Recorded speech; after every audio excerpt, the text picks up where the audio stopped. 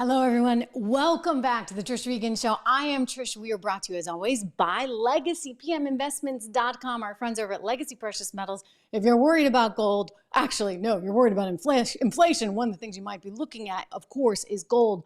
So give them a ring. Check them out. 1-866-589-0560. This is a live edition of the show. We got a lot going on. We are going to get into this Epstein mystery because there's new developments, including a fascinating interview that I want to tell you about with Epstein's brother. But before, we got a lot of news going on, do we not, ladies and gentlemen? You have Donald Trump. They're arriving at the federal court. Can we take a look at some of the video? You saw him there this morning. There was a 3-judge panel that he was there before. You had Jack Smith, very hopeful that he might be able to get to this trial, I don't know, around March something, but I don't think it's going to happen. I actually think this March 4th date is way too ambitious. And this is, you can see the video coming to us courtesy of our friends at Fox News that came in earlier today of the president's motorcade. So he was there before this 3-judge panel. The most shocking thing, perhaps, of the entire day, and yet not shocking, right, is this video clip that came out. I'm going to show it to you in just a second, of reporters, journalists that were waiting as part of the gaggle, right? They're just waiting to get that video, the video of Donald Trump coming out of the SUV, something like that. They're just waiting for this. And they're standing around and they start talking and they start joking about how they want to knock him off. I mean, if you had any doubt, ladies and gentlemen, if you had any doubt about how the media really feels about Donald Trump, just listen to this leaked audio. It's something. You know, the worst part is, even if he has his and he's hanging out of it, he'll be on the other side of the I mean, if he's driving, we've got a good shot. Yeah, if he's driving with the front window open. Yeah, or if it's a convertible. Yeah. Yeah. I wasn't thinking about that. Yeah. Like if he just pulls up like JFK. Yeah. It's like a JFK, a Lincoln.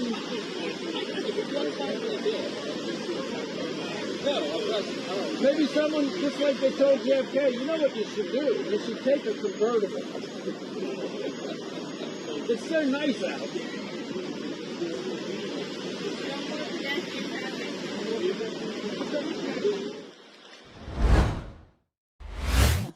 Lovely, right? Way to go. I mean, just really disgusting. They're joking about how to knock him off, how to get rid of him.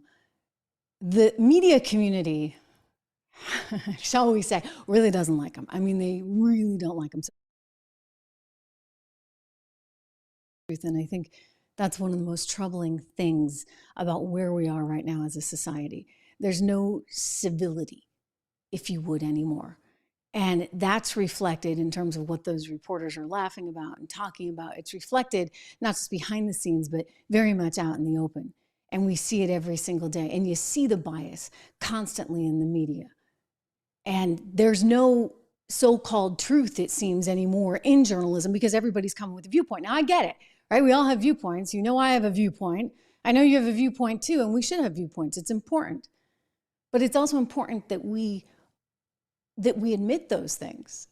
And so I happily tell you where I come from and where I'm at everything, and may give you the other side to things as well, not necessarily from my perspective, but from the other side, and try to present it all here very, very fairly, but you'll always know where I stand. On the other hand, you get these networks out there, those reporters included, right, that are sitting there pretending like they're journalists with a capital J, trying to pretend that they're totally, totally neutral, when in fact, we know, I know you know, they are not.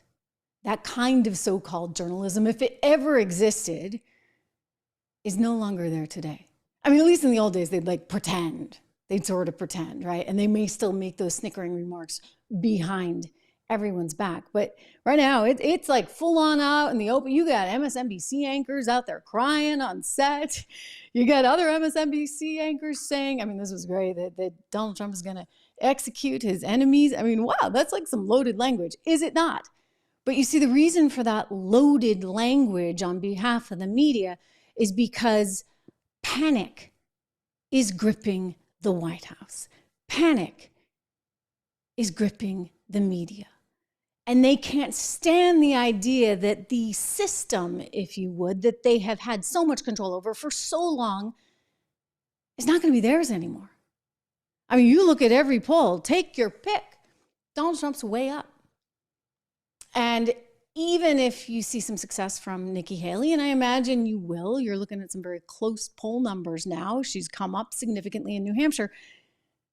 Is it actually going to resonate through the rest of the country? I don't think so. I mean, I don't know how you get around this, guys, but Donald Trump is going to be the Republican nominee, assuming, of course, they allow him to be in Colorado and Maine and everywhere else where you have these Soros-appointed, effectively,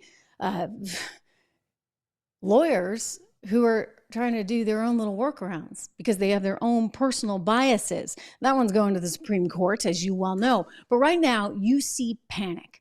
And this panic was on display, at the White House itself. The Wall Street Journal, the Washington Post actually told us about this one. The Wall Street Journal's commented on it. But this is the Washington Post writing this little number just the other day, letting us all know that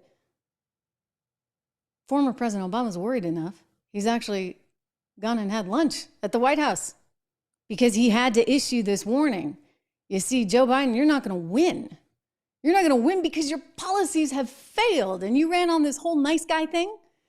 And you pretended like you were a moderate, except you weren't a moderate. And not only were you not a moderate, you got us into conflicts. You've allowed our border to be penetrated in unimaginable ways. I mean, so unimaginable that CNN even has to admit it. We'll talk about that in a little bit. And our economy has performed so poorly as we've dealt with massive inflation. Another shout out to my friends over at legacypminvestments.com. If you're worried about inflation, these are the guys to call. 1-866-589-0560, 1-866-589-0560, legacypminvestments.com. They've got a great sales team. You know Charles, he comes on the show a lot, who runs the company, and they can walk you through some of those ideas if you want to diversify. It's one of the tools that you might be looking at. I know I do.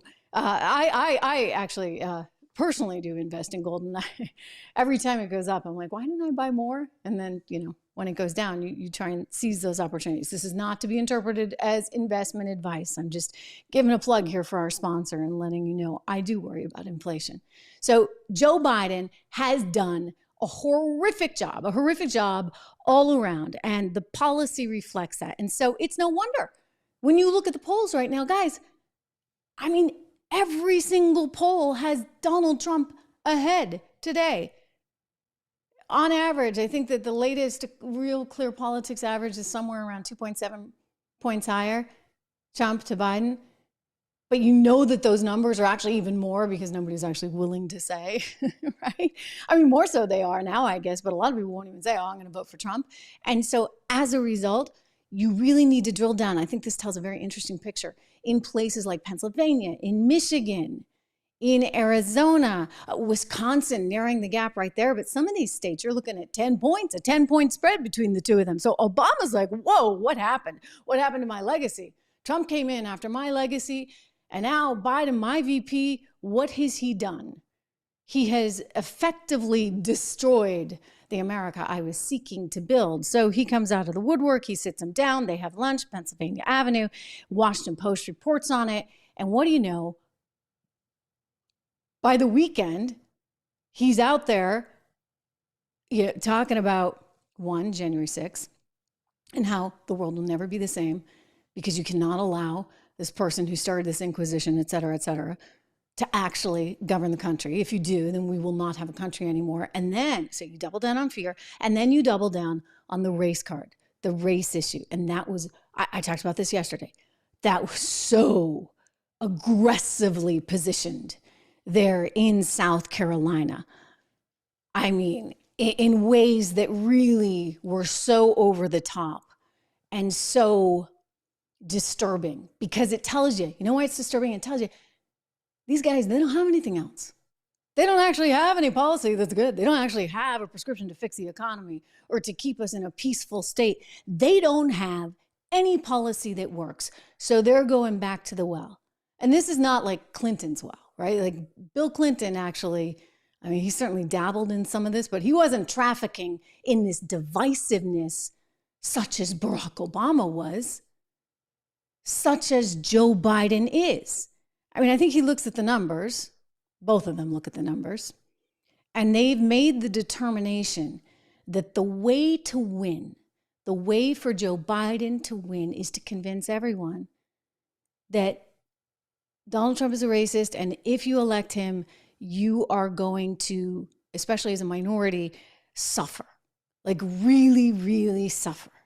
And so that's the motivation to get people to the polls. I think they looked at the numbers and you can determine like something out of 4 out of 10 votes for Biden in 2020 were actually from Black voters. So he was polling well there. He did actually get the turnout at the ballot boxes, but is he going to get it again? I mean, the latest poll, which I saw from late November of just this past year, so, really just a couple of months ago, shows he's down 20 points with the Black population in America. Because, look, I'm sorry, you can divide us all you want. At the end of the day, Americans are pretty simple.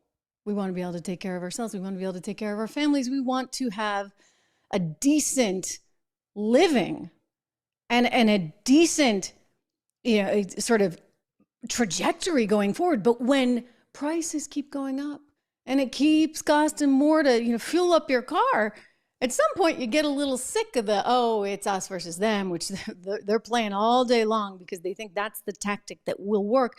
And you're going to say, okay, enough already. What have you done for me? How is my life better? Wait a second, maybe I ought to go with the team that actually did make my life better. And so this is what is terrifying people within the Democrat Party right now. It is terrifying Barack Obama. It is terrifying the media. And it is terrifying a lot of Democrat pollsters. But what I think ultimately might happen because of all this fear and all this terror is they're going to have to find a new candidate. And I don't say that happily because I think that Joe Biden is the most easy to beat candidate other than Kamala Harris. Like, take your pick. I mean, that's like the dream team. If you're Donald Trump, you want Joe Biden at the top of the ticket. But if you're the Democrats, you're looking at it and going, oh my gosh, like this is really up for grabs in ways that we didn't anticipate. Because you guys, I guess, are just too dumb to realize you got a bad candidate who doesn't have a whole lot upstairs. And you know what? That actually does matter. It really does, not to mention his age, his frailty, et cetera, et cetera. The list goes on. So I want to go back to this theory that, Ted Cruz has talked about a little bit. The Michelle Obama biographer talked about a little bit. You guys have been talking about it. By the way, we're a live show, so thank you for tuning in. Alphonse, you mentioned this just yesterday. Michelle Obama possibly replacing Joe Biden at the top of the ticket, and maybe even, Gavin Newsom coming in as VP. Could that explain all his wild policy ideas about giving $5 million to anyone who can prove that they're descendants of slaves? Is that why he wants suddenly $2 billion in a state that is already indebted to the tune of $68 billion? Is that why he wants $2 billion to offer free health care for all undocumented migrants in the state of California? I think it may just be. Not to mention, he was just photographed down in Mexico with Bill Clinton. Strategizing? Just as, of course, Michelle Obama got out there to remind you, especially if you're a Black American, that things are going to be really, really bad should Donald Trump get elected. Here she is on some podcast saying how she can't sleep at night. She's so scared. She's so terrified. This is what keeps her up. Michelle Obama, who, by the way, guys, it was just revealed she made $740,000 on her last speech about diversity and equity, etc., in Germany. $740,000, one speech. This is what keeps her up at night when she's counting her dollars. Watch. The things that keep me up because you don't have control over them. Mm-hmm. And you wonder, where are we in this? Where are our hearts? What's going to happen in this next election? I am terrified about what could possibly happen, because our leaders matter. Who we select, who speaks for us, who holds that bully pulpit, it affects us in ways that sometimes I think people take for granted. Yeah, you know, when you lose control, you lose everything, right, Michelle? I gotta tell you, this is really something. You know, the JP Morgan analyst came out with his predictions for 2024. This is in honor of Byron Wine, who was a well-known analyst on Wall Street and who died last year. So carrying on that tradition, at JP Morgan, they're predicting that Joe Biden actually bows out sometime between Super Tuesday and the convention. They believe that he's a goner and he's going to cite his health as the reason. Now that I see Michelle out there doing the media circuit, now that I see Gavin down in Mexico with Clinton, now that I see that Barack Obama is like, hey, buddy, we need to talk over to Joe Biden at the White House, I think there may be some there. This is exactly, by the way, what Michelle Obama's biographer predicted. Let's see if we can go to this clip. Grant Stinchfield, he did a little interview with Michelle Obama's biographer. And it's really interesting because he lays the whole thing out and he said, you know what, she's doing everything just like Barack did. They have a system. They know how to create those presidents there in the Obama family. Watch. And I make the case that I believe that Joe Biden is on his way out. I think that's pretty much the consensus. Nobody really believes he'll be the candidate in 2024 because of health, because of corruption, because of his terrible record. And I make the case in my film and book that Michelle has been pretty much copying Barack Obama's path to the White House. Barack had a voter registration organization in Chicago called Project Vote before he ran for president. Michelle founded something called When We All Vote that's supported by the Soros Group for $26 million. She's been running around the country registering people for several years. Barack wrote 2 autobiographies, Dreams from My Father and The Audacity of Hope. Sure enough, Michelle wrote 2 autobiographies, Becoming and The Light We Carry. They're also on Netflix as TV specials. And of course, Barack was the keynote speaker who introduced John Kerry at the 2004 Democrat convention. Sure enough, Michelle introduced Joe Biden at the 2020 Democrat convention. So yeah, I think she's positioned herself just like. According to him, he's like, she's doing everything like he did. And then they have the added bonus of Joe Biden being so totally, utterly incompetent that, well, she's going to rush right in, rush to the rescue, so to speak. The biographer also says that, basically, you know, she wants to feel needed. She wants to feel like she's doing everybody a favor at the end of the day. I don't know how Kamala's going to feel about that. I mean, I guess they can kind of say, well, you know, it's okay. It's okay that Michelle's coming in because she's a Black woman. So Kamala, you know, next time around, better luck next time, Kamala Harris. Anyway, I don't know if she gets there, and I'm going to tell you why. So look, I think that the ground game is going to be incredible. I think that Obama ran one heck of an organization, right? He's got his background in the grassroots community organizer thing. He knows how to manage. He knows how to execute. He knows how to get his stuff done. As they say, he knows how to get done. He does, all right? So say what you want about the guy. I don't like him. I don't like his policies. I had hoped he was going to unite us. We got anything but. In fact, all the data proves that. Thanks to him, because he recognized and seized a political opportunity, just as he's trying to do right now. So as a result of this, I think in some ways she can create buzz.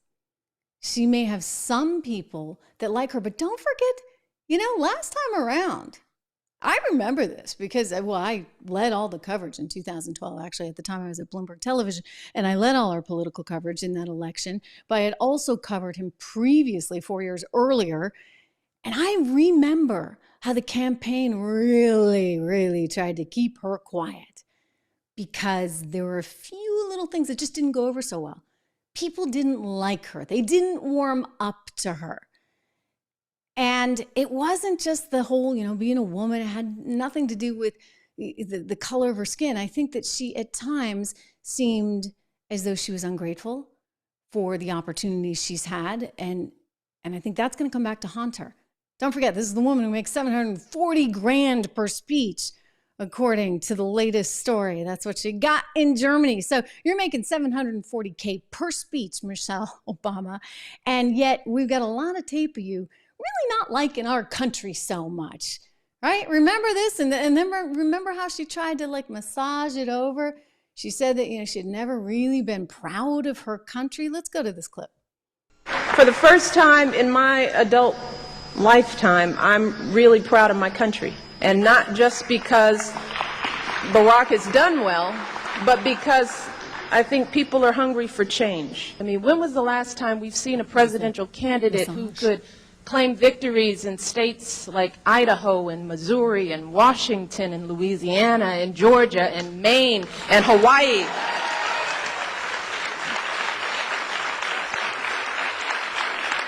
We haven't seen that before in a while.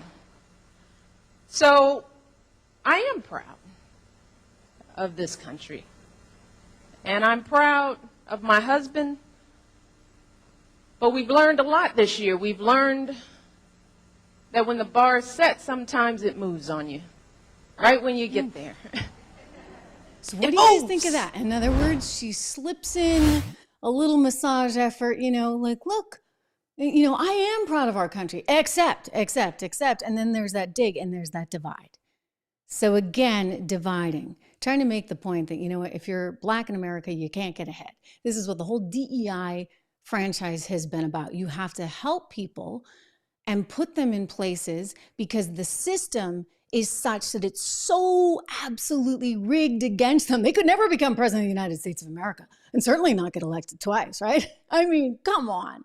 We had gotten past so much, but now all you're supposed to see is color. There was a woman, an executive actually, who runs DEI at Google, just quoted, this has made the rounds on the internet, and she was quoted effectively saying that parents, can you imagine this, teaching your child not to see color? Like, if you don't see color, then how can you possibly really empathize with somebody else's experience? I mean, give me a break. Wasn't the whole idea that we weren't going to see color? That, you really shouldn't see anything. You shouldn't really see pretty, not pretty, tall, short. We ought to be able to, in a very, very sort of great, altruistic, enviable world, really actually just see through to someone's soul, right? Their character, who they are. But no. The lady over at Google, she wants you to make sure you see color first. Because if you see color first, then you can check that box and say, okay, well, we're going to give you this job. I mean, I think one of the best examples of this right now happens to be that there's still a holdover in the classical music arena. In classical music, if you're auditioning for an orchestra, you do so behind a curtain. So they don't know what sex you are. They don't know what age you are. They don't know what color you are. People are mad about this because they say, well, we don't have enough people that are diverse enough in orchestras across the United States. We need more Black representation in the New York Philharmonic, for example. But wait, because, an orchestra has to be able to play together, which means everybody actually has to play the instrument really well. Don't you want to actually be bringing people into the violin section that play it beautifully and that behind a curtain, there's a curtain there and you listen to it and it sounds great? Isn't that what a meritocracy would want? Because then if you get a really good violinist who joins the violin section, the whole violin section gets better. Well, apparently not if you're one of these DEI franchise people. No. You have to make sure that it's equitable. I mean, nobody's bothering to go back to the schools and say, hey, let's round up the 3-year-olds and start teaching violin. Why not actually attack the root of the problem? I sound like Kamala, right? Let's go back to the root causes of the problem. Let's make sure that we have a family structure in place. Let's make sure that we have a strong community in place. Let's make sure that we got good schools, accountable schools in place. That would go a long ways towards creating a more equitable environment. But no, they want to change things after the fact, which is why there was such an uproar over the Harvard situation. I mean, to me, the woman was out the day she gave that horrific nonsense testimony on Congressional Hill. I mean, that was bad, right? With Elise Stefanik, you remember the whole thing. The white lady, by the way, was out like within days. But somehow Claudine Gay, she hung on. And then there were all those plagiarism allegations, and that's allegedly what eventually took her down. The point being, you ought to be able to lead if you're in a position like that, regardless of your sex, regardless of your color. And if we continue to peel back away from the meritocracy that has made us the nation we are, the greatest nation on earth. And I'll tell you guys, we're not going to have much. We're not going to have much. And I think everyday Americans get it. And that's why at the end of the day, I do not think that Michelle Obama, should she be top of the ticket, is going to have the chance the Democrats hope and think she has. Because we're not as divided as they really want us to be. I want to turn to the Jeffrey Epstein mystery, which keeps growing deeper. This is really pretty amazing. So there's this article that appeared in the New York Post. They had actually an exclusive interview with Epstein's brother, Mark Epstein. And this is really, they got a typical New York Post headline, right? Bro and behold, Epstein brother lists the evidence he claims feds are covering up about pedophile's death. So this is really fascinating overall. And I want to dig into some of it. But before I do, just think about, if you go back in time to that clip that made the rounds online. Remember the Good Morning America anchor, her name was Amy Robach. She had been looking into this story, and she had it 3 years before anyone. She's no longer at Good Morning America, by the way. But ABC News, owned by Disney, would not report this. They just wouldn't. And so she's recounting this story, I guess, to one of her producers, just talking on set with an open microphone. Someone recorded it, and I want to play it again, just to remind you how powerful Epstein and his friends certainly were. I've had the story for 3 years. I've had this interview with Virginia Roberts. We would not put it on the air. First of all, I was told, who's Jeffrey Epstein? No one knows who that is. This is a stupid story. Then the palace found out that we had her whole allegations about Prince Andrew and threatened us a million different ways. We were so afraid we wouldn't be able to interview Kate and Will that also quashed the story. And then Alan Dershowitz was also implicated in it because of the planes. She told me everything. She had pictures. She had everything. She was in hiding for 12 years. We convinced her to come out. We convinced her to talk to us. It was unbelievable what we had. Clinton, we had everything.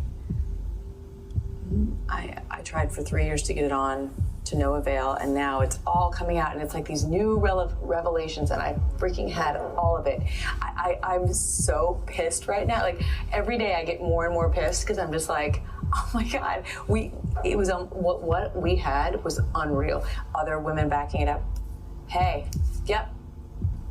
Brad Edwards, the attorney, 3 years ago, saying there will come a day when we will realize Jeffrey Epstein was the most prolific pedophile this country has ever known. And I had it all 3 years ago. And no one would let her air it. Think about that for a second. So according to this New York Post story, there's a lot of sort of things that are not really clear, right? Like the way the autopsy was handled, some of the things that transpired after. And I just want to point some of them out to you, because the brother is now alleging that this was some kind of cover-up. He says that there's additional evidence that he needs to understand and know about. He's citing the New York chief medical examiner, for example, who did in fact rule that this was a suicide, yet she did admit that she had seen, quote, additional evidence, but she never saw, or never said, I should say, what that evidence was. So she saw something, but she didn't come forward with it. You know, the brother is telling the Post, and I quote, "It seems like a cover-up. Why can't I find his hospital care report? Why can't I get the 911 call?" Interesting questions, right? You'd think that like some of this information would be available. I want to also point out that according to the brother's independent doctor, so he had somebody go in there for the autopsy that he hired to kind of oversee things. This is somebody named Dr. Michael Baden. He was sent by Mark Epstein to oversee this procedure, and there were a couple things that he flagged. 2 breaks on each side of this thyroid cartilage near the Adam's apple. Above it, on the left side of the hyoid bone, which according to this doctor were, quote, extremely unlikely in suicidal hangings and could, quote, occur much more commonly in a strangulation. He also said, and I quote, "I have not seen in 50 years where that occurred," meaning these particular marks, "in a suicidal hanging case." I mean, this is morbid stuff, right? But basically the brother is saying, hang on, like there may be more there, and I want to have some of these key components, key questions be answered. So he also cites this. There was no photo, he said, that was taken of the position of Epstein's body when he was found, and that's kind of unusual.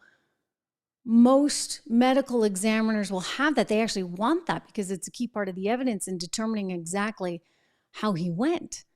Also, per the Post, autopsy photos show the marks on Epstein's throat from the they were in the middle to lower portion of the neck, and they were straight, not raised, and therefore not consistent with hanging.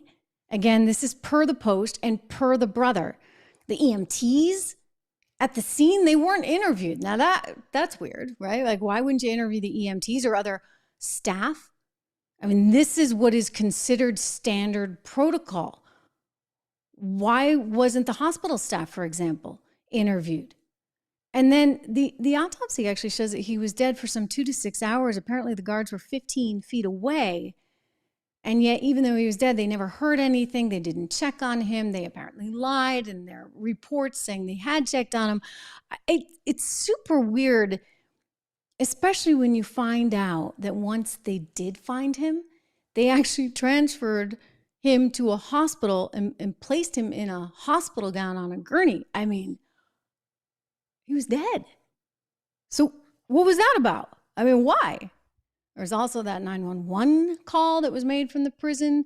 Content of the call hasn't been released. And there's more. He was moved to a single cell, despite the prison psychologist saying, you know what, he needs a cellmate, but they moved the cellmate out 24 hours before this all went down. And despite FOIA requests, many freedom of information requests, nothing's come forward. So we don't have any footage from the working camera there, which would have shown his body being removed.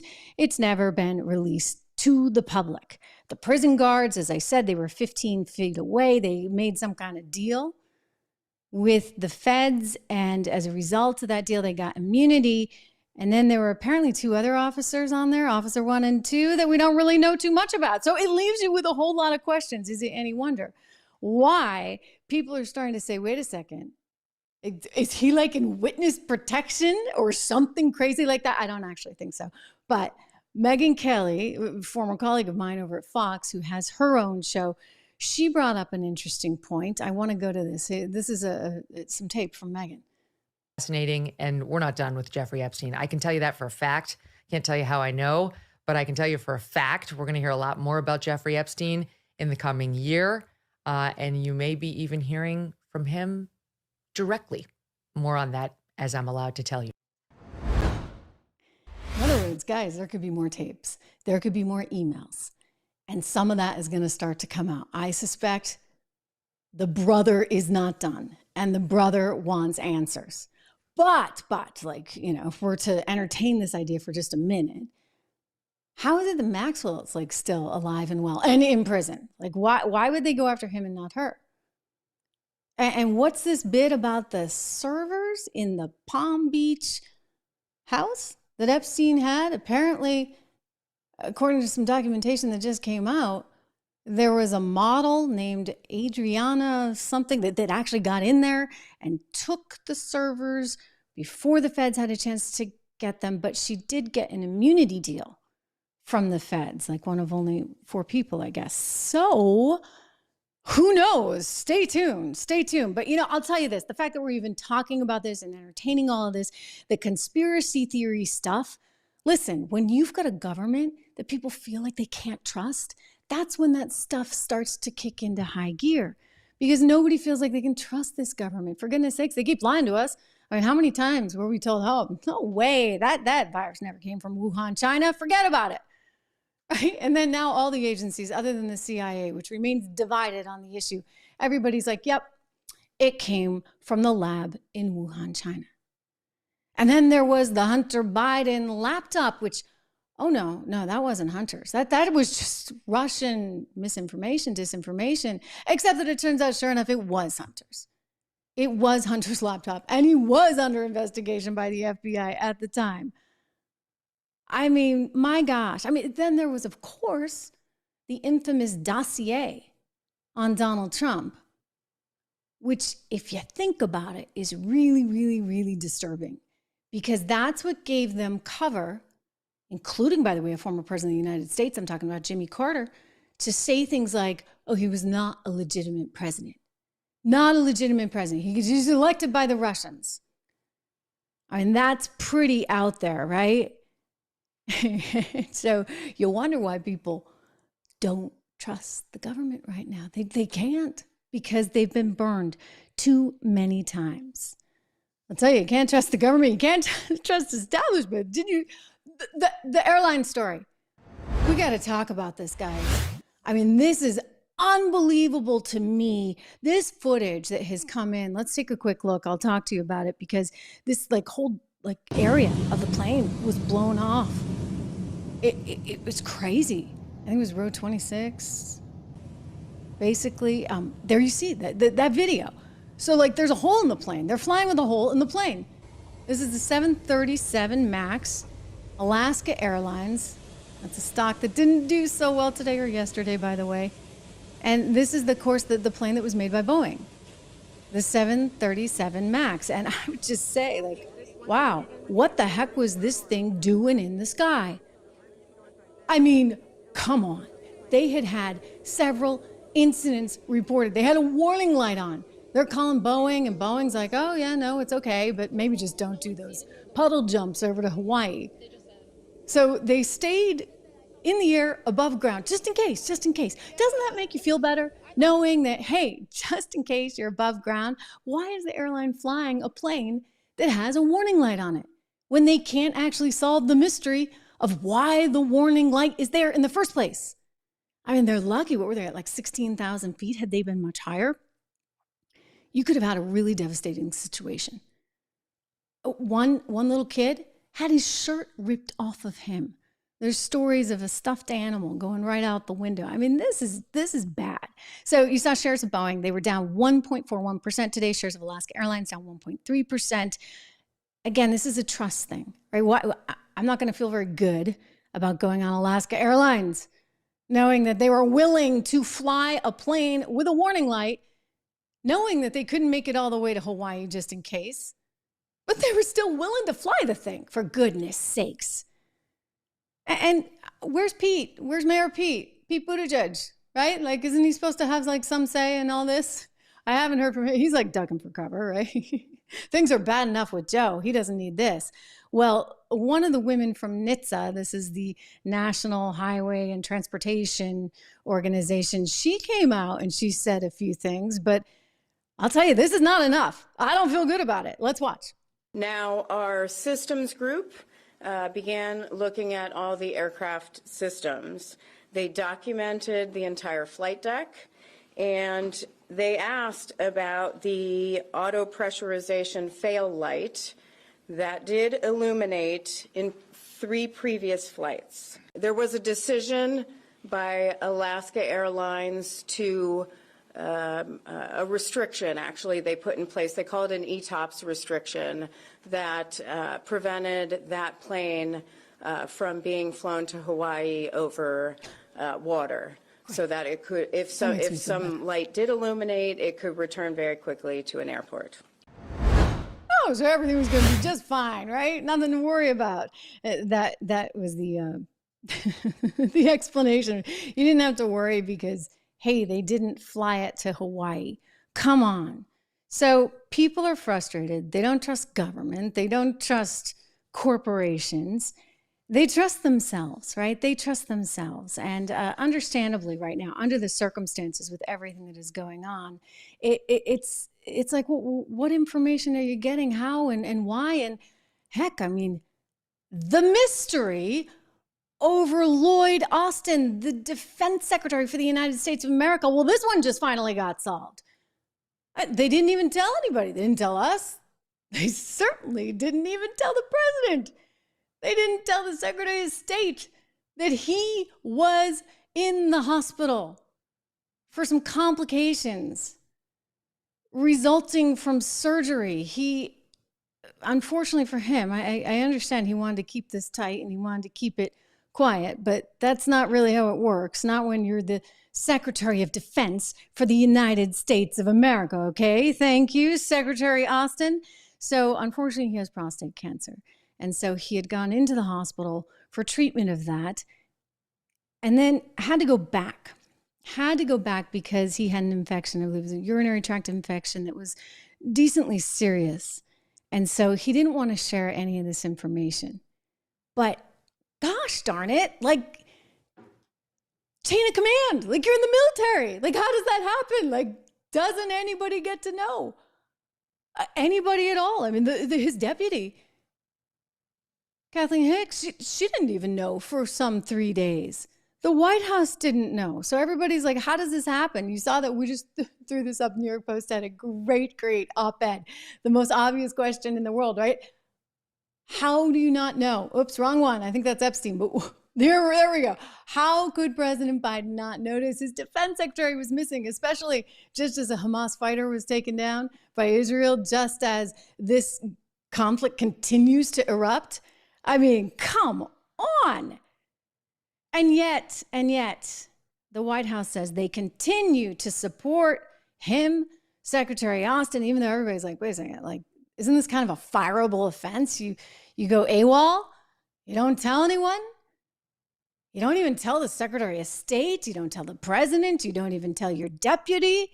But no, Joe Biden's fine with it. Nothing to see here. Let's listen to that crackerjack press person, KJP, who said, you know what, we're here to support him. Should the American people have confidence in Austin given his lack of transparency? And then also, do the American people need to be concerned about a lack of transparency for the president given this lapse? So I want to go back to Austin's statement a couple of days ago where he has taken responsibility. And so I think that's important. So I would point you to that. And I will just reiterate that the president has complete confidence, continues to have confidence in Secretary Austin. And as the Admiral just stated, I think the number one thing right now is for him, we want to see him back at the Pentagon, get well and back at the Pentagon. And I'll just add one more thing, is that the president, as we have shared, the president spoke to Austin, Secretary Austin on Saturday. They had a very good conversation. And again, you know, the president appreciate Austin's statement and taking full responsibility here. And I think that's what matters, is him getting back to the Pentagon and taking full responsibility. He took responsibility. I mean, after the fact, after everybody's like, wait a second, we've been without a defense secretary for the last 4 days. Now he's going to take responsibility for it. And you're okay with that? I mean, let me just say, you know what? Barack Obama wouldn't allow that. Michelle Obama wouldn't allow that. Bill Clinton wouldn't allow that. No one would allow that. I can guarantee you that would never happen with Trump. I mean, Trump might say, hey, you know, like if Austin took him aside and said, listen, I'm going to be out. Can we kind of keep it quiet? He might have said, okay, let's try and keep it quiet, but he's not going to not know where his defense secretary is. Like, how does that happen? I don't get it. Like, do people not matter? Does your defense secretary not matter? I mean, can your Secretary of State just take off for a week and nobody notices that either? I'm blown away by this. I'm really, and you know what? My heart goes out to Secretary Austin. I'm sorry for him. I really am. And I understand it sucks, right? Like, you want to have a private life and you can't have a private life because you're the Secretary of Defense for the United States of America. That is what you gave up when you signed on to the gig. Sorry, that's just the way it works. Okay? So you ought to know that, right? You've spent your life in the military. You can't go MIA. You can't go AWOL. You have to tell your superiors where you are and what's going on. But Biden's clearly a very bad manager. Hey, I want to take a minute and just tell you about something, a new podcast that I found. By the way, are you all liking, subscribing, doing all of that stuff? I'm live here every day. I would so appreciate it if you would do that. Also, go over to Apple Podcasts and make sure you subscribe to the Trish Regan Show on Apple Podcasts as well. It's really, really important. But while you're there at Apple Podcasts, and I'll put the link up later, I want to tell you about another podcast I found, because it's not political, it's not business, it's not policy. It's just America, if you would, at its best. I love, look, I was a history major. I love stories. I love history. I love understanding the people, the characters involved in our history. I like business news for interesting reasons, including that I love these stories of entrepreneurs and how they've been able to succeed. And so it's one of the reasons I like this show. It's called Our American Stories. Our American Stories. Because you know what? We share in this together. You hear me talk a lot about meritocracy and the importance of meritocracy because it expands the pie for everyone, right? This is not a zero-sum game. And they recognize that in this show, because when one person succeeds and builds a company or has an idea, guess what? More people benefit from that. It's called Our American Stories, and there's all kinds of stories, and it's extremely diverse. And every episode has like 3 or 4 stories that I find, anyway, very, very entertaining. Who knew that NASCAR started because of bootlegging? I mean, maybe you knew that. Maybe you knew that. Henry Ford, there's a whole thing on him and how he obviously revolutionized transportation. Abraham Lincoln, his last day of life, is in there. Harriet Tubman's remarkable story. The Godfather, how that movie came into production. I mean, you name it, all kinds of different things. And so it's the kind of podcast you want to listen to, maybe after listening to this one, right? With all the news and bad stuff going on. It's nice to hear about ordinary, seemingly ordinary Americans that have gone on to do just extraordinary things. So I encourage you to find it. I encourage you to find the Trish Regan Show too. I really urge you to. It's called Our American Stories. You can get it wherever you get your podcasts, wherever you get the Trish Regan Show. Do check it out. I think you will thank me for it. Oh, this is clever. So we were just talking about the defense secretary. We're going to talk about national security issues. Well, Dylan Mulvaney is looking forward to a brand new year. Dylan Mulvaney just making an appearance there at the Golden Globes. Dylan, look at that! Dashing in pink. And Dylan, look up. All right, so Dylan Mulvaney going to the Golden Globes, blonde hair, pale pink dress, the whole 9 yards. Dylan's very excited right now because Dylan just got a new passport, a brand new passport. You got to see this because I got some questions. Let's leave aside for just a second, right? Anything that you think about Dylan, anything you think about transgender issues, forget the politics, forget the social implications. I just want to talk national security. All right, just national security. I mean, I have to say that my hair is brown and my eyes are green and I'm 5'7" and this and that and the other, right? And that I'm a female.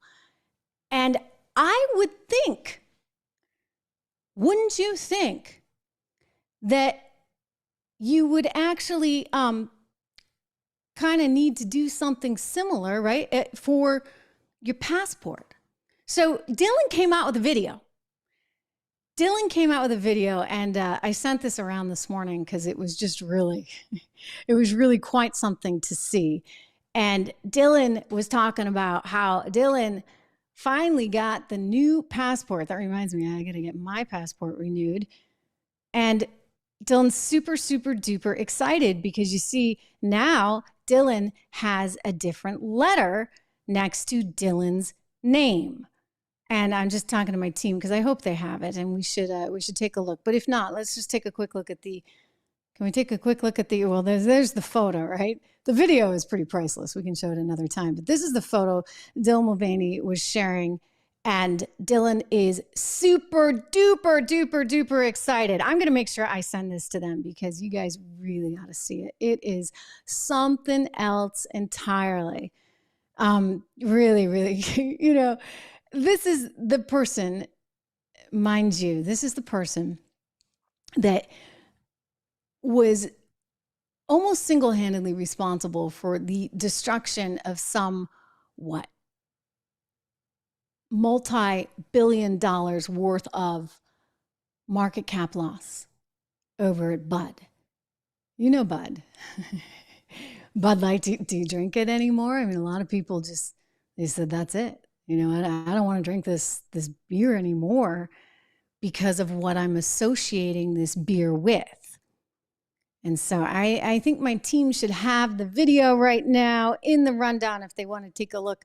We'll see if we can bring it up for you. Keep me posted, guys. Anyway, so Dylan did this whole thing with the passport. Here's my question, okay, on it. Here's my question. Why go through the trouble of giving all this information? Your hair color, your eye color, everything. Like, why go through that trouble? If in fact you just are going to completely blow off something as basic as the sex of you. I mean, granted, I guess I could dress like a guy and you could dress like a girl. And I mean, forgive me, maybe Dylan got the whole operation done. Does anybody know? I didn't think that that's actually what happened, but this, have we got it? We don't. Darn it. It's in the rundown. we'll come back, but I wanted to bring that up. Let's get to this right now. Beer sales plunging to the lowest level in 24 years, thanks to just a little part of Dylan Mulvaney. I mean, think about that. Beer sales, like overall, people are like, not only am I not drinking Bud Light, I'm not drinking beer. I don't know if we can blame the entire thing on Dylan Mulvaney, but it certainly was an opportunity for people to go, okay, like what else is out there? Maybe I'll have a Coors Light. Maybe I'll have some other kind of beer, right? There were other beers that benefited.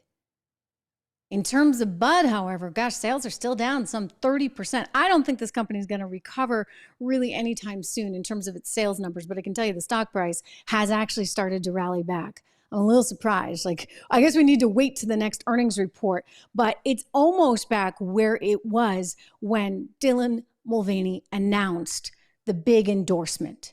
So it's been a wild ride. It shows you how quickly I think people react to and can react to things like being insulted. Do we have Alyssa Heinerstein? Remember that one? She told us, the beer was just too darn fratty. Like it needed to change it. Forget the fact that it was the number one beer in the world, ladies and gentlemen, or at least in the country. Bud Light sold like gangbusters. I mean, they were selling this stuff to those frat guys all day long. But Alyssa, she didn't care.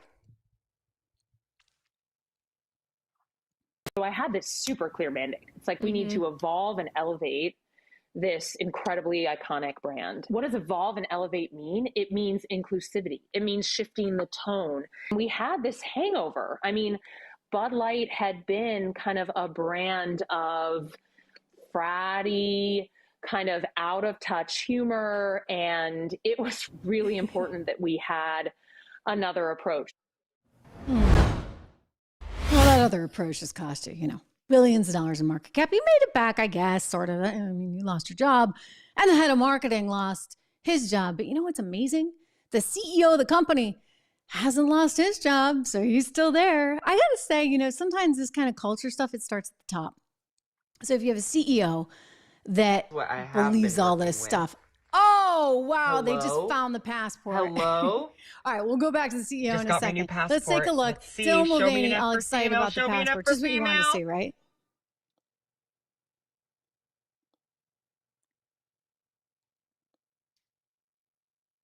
Did I speak too soon? You guys know this is a live show. Hello? Hello?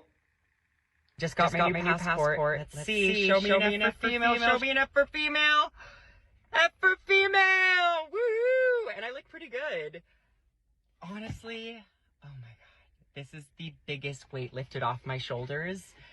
And I could like cry happy tears, but mostly I would like to thank the US government for allowing me to do this. And to all those people that call me a man, well, you can take that up with the Department of Social Security because my passport says otherwise. Love ya. Okay, so there you go. Dylan Mulvaney is registered as a female. When Dylan travels, Dylan is a female. Now, I guess Dylan is kind of a universal name, so no issues there. And the whole look is different. And the passport's different. So there you go. But is there no national security concern whatsoever about any of this? I mean, again, putting all politics aside, anything you think about the whole movement, like just leave it alone for 1 second. And honestly tell me, why do I have to go through the bother of saying that I'm female and that I have brown hair and green eyes when clearly like you can kind of do whatever you want as long as you feel that way, right? Speaking of this kind of stuff, look, I think we get a real problem on the immigration front that's not going to go away. 300,000 people in the month of December alone coming here to this country because they know as long as Joe Biden is there, there are some open arms. You got court dates that are going out into the years 2030 something. And everybody's still saying, well, we have to bring them here. This is part of the system, et cetera, et cetera. But what happens, as Margaret Thatcher says, when you run out of somebody else's money? All right, like let's just be realistic about this for a second. Any other country, anywhere in the world actually has restrictions on this, right? You can't just show up and start collecting benefits elsewhere. But in California now, Gavin Newsom is willing to spend $2 billion to ensure that every illegal, every undocumented migrant has access to health care. Forget the fact that there's $68 billion in debt already and everybody's leaving that state just as fast as they can for states that are more prudent in terms of their fiscal situation. California, clearly just a mess. Well, everybody's like, what's going on? I mean, even the Democrats, guys, you know what? It's that bad. And you know it's that bad when even the leftist media is being forced to admit that, you know what? A lot of these people, they're not even coming from South America or Latin America. They're actually coming from China. And it's kind of getting weird because they're annoyed that we can't move faster. This is great. Like CNN actually ran a clip of this, and it's one thing, right? If you see Fox or anybody running it, it's interesting when it's CNN, you know, Biden ought to get the alert on this one because people are not entirely with him. It is an issue. And this highlights it in a pretty massive way. Let's go to this clip again from CNN.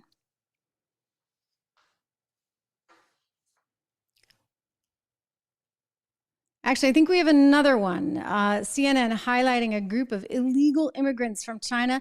They're whining about having to wait for Border Patrol.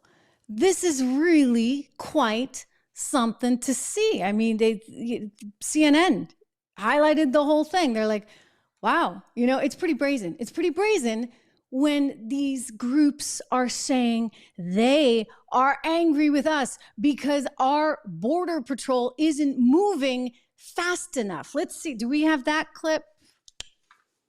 I hope. I guess not. CNN highlighting a group of illegal immigrants from China, and they're whining about having to wait for Border Patrol in the cold. I know it's not fun. I know it stinks to be out in the cold. I know it's not great, and I hear you. But you know what? Our Border Patrol is kind of strapped right now, guys. Really strapped right now, if you haven't noticed. And we're financially getting a little strapped too, because you know you can only handle paying for so many cell phones, paying for so many hotel bills. This is resonating in Chicago. It is resonating in New York. And it is resonating now with a growing number of Democrats and also media establishments. Truly, truly, truly remarkable. They want to control everything. We heard from Michelle Obama earlier in the show that she wants to be able to control things. When does that stop?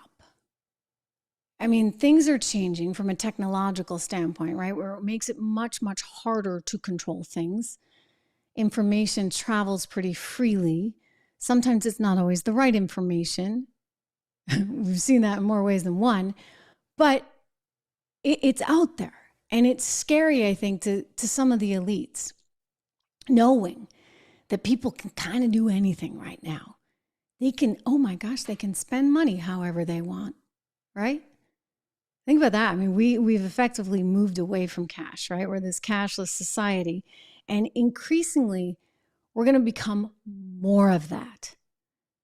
It's already happening around the world. You know, China created their digital dollar, and they like that because then they can actually really micromanage the economy. I mean, think about that. That's like the Fed on steroids, right? The Fed wants to inject a certain amount of capital somehow, some way. Imagine you can parachute in and go, boop, boop, boop, boop. We're going to just print money right here in Peoria, Illinois this week. Well, that's what you can do with these digital dollars or digital yuan as they're doing in China. And it's not just China. I mean, they're doing it over in Europe now.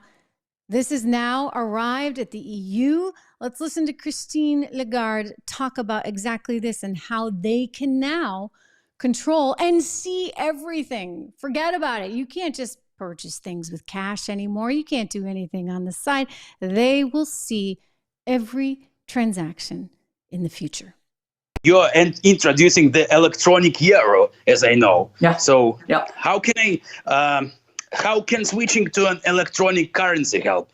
Now we have in Europe this threshold above 1,000 euros, you cannot pay cash. If you do, you are on the gray market. You take your risk. You get caught, you are fined, or you go in jail. But you know, the digital euro is going to have a limited amount of control. There will be control. You're right. You're completely right. We are considering whether for very small amounts, you know, anything that is around 300, 400 euros, we could have a mechanism where there is zero control. But that could be dangerous. The terrorist attacks on France back 10 years ago were entirely financed by those very small anonymous credit cards that you can recharge in total anonymity. What they're actually going to do is they'll use the prospect and fear of what she just mentioned to try and control more of the financial system and know exactly how you're spending your money. I mean, theoretically, it should be good in that you obviously want to contain what happened and continues to happen all over the world with these attacks. And yet simultaneously, you still have to be wary of the government encroaching too much, right, into our territory and knowing too much and supervising us too much. Because as we have seen, look, you can have the best of intentions, but it's government gone wild.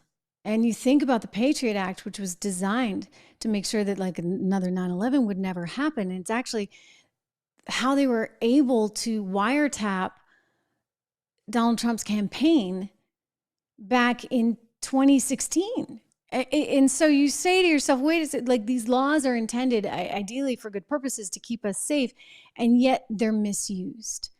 And when they're misused like that, that's when we as individuals and as Americans, we really do suffer. I do want to open it up to some of the questions and to the comments. It's great to have all you guys here. I mean, really, I mean that. So many of you have been on the ground floor with me, really from the very beginning. You're still there with me because we still have our technical issues, as you've seen from time to time. But that means you're in the know. That means you're in the know. I mean, Leslie, thank you so much. I can remember Leslie being like, Trish, we need higher volume. let me know, guys. By the way, like, let us know, like, on the volume, all that good stuff. I really do actually really appreciate it. You've been a tremendous resource for me in that sense. And yeah, I see Leslie right now. Look, it's Fred. Yeah, there's a lot of eyes watching us, right? A lot of eyes watching us right now.